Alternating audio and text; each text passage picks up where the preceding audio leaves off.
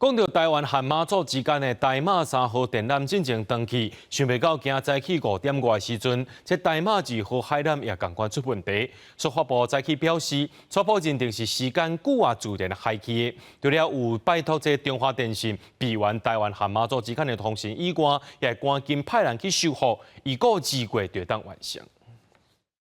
在烧烤的时候呢，马祖网路有一度的中断。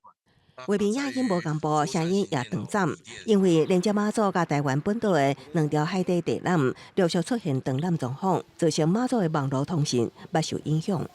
目前是说用微波来就是支撑马祖的网路，可是在于一个如果说是网路大家在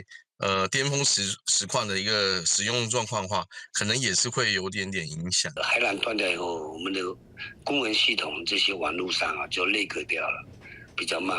如果万一有重要的公文，就没办法看得到，那就没办法做马上的处理，这比较困扰，就在这一点。网络速度减慢，早起也连带影响北干乡公所的文书系统处理作业。台马2号海缆连接东引到淡水，台马3号海缆连接南港到桃园关心，连接台湾马祖的台马3号海缆1月15号下昼发生障碍，今日透早5点外，台马2号海缆也回报障碍，速发部早起紧急召开记者会说明。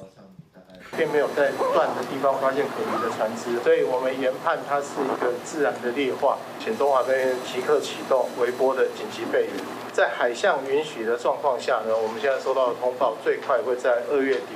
，2月完成修复。除了启动微波卫星等备援方案，也尽速协调海缆船修复台马2号甲3号海缆。海上条件稳准之下，上紧会当伫2月完成修复。速发部表示，因为台马海缆最近几年发生几啊摆的障碍，今年已经报行政院核定，将包括台马海缆在内10条国内海缆列入关键基础设施，投入更加侪资源维护。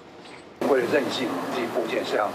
卫星通讯、低轨卫星，去年我们数发部投入大量资源，不管发生什么天灾人祸、人为破坏，我们都有足够对外的通讯频。速发部也补助中华电建立台马4号海缆，借由新式海缆增加通信路由甲分散风险。预计2026年6月完工。公视新闻采访报道。